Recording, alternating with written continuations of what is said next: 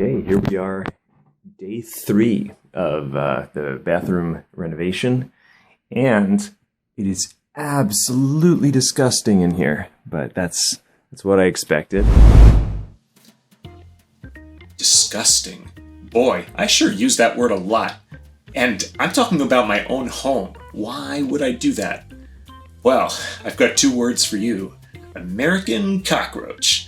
That's right, we do everything bigger in the United States, right? Even the bugs. When I first moved into the apartment a number of years before this renovation, one of the first things that I had done was some work on the walls. So digging out cracks, filling them, using mesh tape, bonding everything together with plaster weld to ensure that those cracks didn't come back. And I remember one particular hot summer night when the workmen during the day had just opened up one of the cracks, and I went to bed, got up in the middle of the night to go to the bathroom, so I'm walking out of my bedroom, flip on the hall light, and there was like 6 of these cockroaches that were like, oh my god, so disgusting.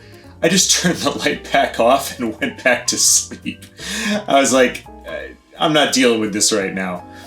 But, so it's partially that, it's partially hearing mice inside the walls, and although it's hard to tell on this film because the footage is so grainy, you just get this overall sense of dread. You don't know what is peering out at you from those dark spaces. That's why I use the word disgusting a lot. It's that plus the mold, and, you know, anything that's been dripping down through the walls over the years. But anyway, just wanted to give you a little context. I'm not dissing my own home or anything, but during those years, it was rough. And it kind of has to be this way in order for you to see what the possibilities are. So for instance, there used to be that soffit over the shower. Turns out there was actually a steel beam hiding underneath. So unfortunately, the soffit is not completely expendable in this case. But what we are going to do is when we install the ceiling fan, it's going to go beside that so that the entire ceiling is going to be down at that level and it won't look strange anymore. Let's see, what else have we discovered? So it seems like the mysterious soffit above the window, there it is. It was just hollow. So I will talk to the contractor about it, but hopefully we should be able to just remove that entirely. Because the goal was to have, you know, the center part kind of jutting out, but I really just wanted this to go all the way up to the ceiling. So it just gave you a little bit more of a feeling of openness in what is generally a kind of a small bathroom. So yeah, that's pretty revealing. Unfortunately, you can see, you know, all of the mold damage from the various floods that happened.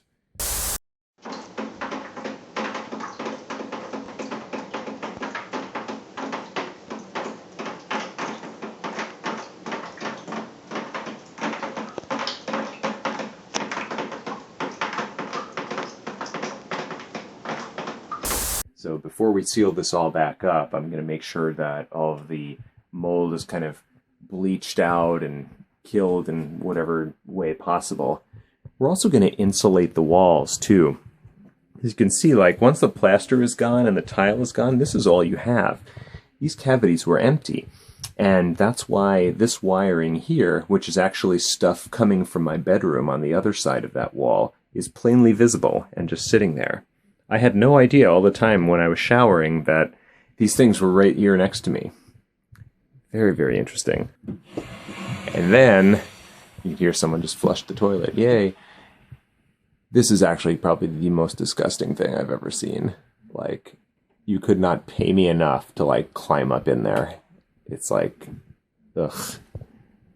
Anyway, so, you know, the other day I was talking about some kind of a possible storage solution that could go where the hamper used to go, actually, right down in this area. Well, wouldn't you know it, I dropped into my local antique shop just to see if they had anything interesting, because I was really hoping for a piece with some character, you know. It's a very sort of old world look that I'm going to be recreating here. Hopefully it will look pretty cool. But then I actually found this small piece, and I just brought it in here just to see. And it actually turns out that it's like the exact right size. I can't believe how lucky I am.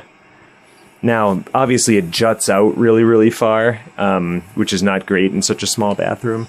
So, what I'd like to try to do, if possible, is see if we can just slice it, just like that, and then push the rest of it against the wall, so that, you know, at least some of it can be nestled in there. But that'll be interesting. It's going to be an interesting discussion with the contractor tomorrow when he tells me that I'm absolutely crazy, but we'll see. And then, yeah, I was thinking I would probably just like paint it white or something, because you can see the finish is kind of beat up.